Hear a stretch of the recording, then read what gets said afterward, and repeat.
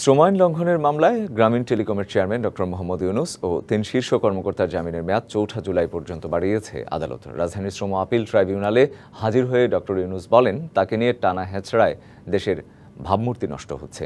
জবাবে রাষ্ট্রপক্ষের আইনজীবী বলেন, সাজাপ্রাপ্ত আসামির এমন কথা বলার কোনো অধিকার নেই। বৃহস্পতিবার বেলা ১১টার দিকে রাজধানীর কাকরাইলে শ্রম আপিল ট্রাইব্যুনালে আসেন গ্রামীণ টেলিকমের চেয়ারম্যান ডক্টর মোহাম্মদ ইউনুস। শুনানি শেষে ডক্টর ইউনুস ও গ্রামীণ টেলিকমের ৩ শীর্ষ কর্মকর্তার জামিনের মেয়াদ বৃদ্ধি করে আদালত। ৪-৭ তারিখে আমাদের পরবর্তী ডেট নির্ধারণ করেছেন। এ সময় সাংবাদিকদের ডক্টর ইউনুস জানান, প্রতিনিয়ত তাকে মামলার হাজিরা দিতে হচ্ছে, এতে বিশ্বে বাংলাদেশের সম্মানহানি হচ্ছে। আমার ঠকার কি আছে? আমি যা করার করেছি। শেষ বয়সে যেটুকু করে যেতে চেয়েছিলাম আমাকে সে সুযোগ দেওয়া হচ্ছে না, আমাকে নানা টানা হেঁচড়ের মধ্যে রাখা হচ্ছে। সেটা দেশের মানুষ ঠকছে।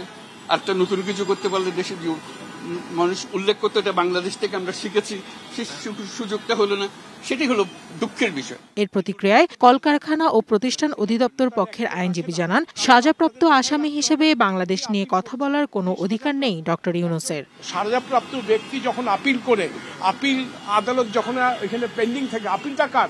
আপিলটা তো শ্রম কলকারখানা অধিদপ্তরের না, আপিল হলো ওনার নিজের। উনি আপিল করে গ্রিভান্স করে যে আমার সাজাটা বাতিল করা হোক। কাজে উনি কিভাবে বলবেন বাংলাদেশের ইমেজ নষ্ট হচ্ছে? শ্রম আইন লঙ্ঘনের অভিযোগে কলকারখানা ও প্রতিষ্ঠান পরিদর্শন অধিদপ্তরের করা মামলায় গ্রামীণ টেলিকমের চেয়ারম্যান ডক্টর মোহাম্মদ ইউনুস সহ ৪ জনকে ৬ মাস করে বিনাশ্রম কারাদণ্ড এবং প্রত্যেককে ৩০,০০০ টাকা অর্থদণ্ড দিতে গত ১ জানুয়ারি রায় দেয় ঢাকার ৩য় শ্রম আদালত। কোহেলিন ফারহানাজ, ডিবিসি নিউজ ডেস্ক।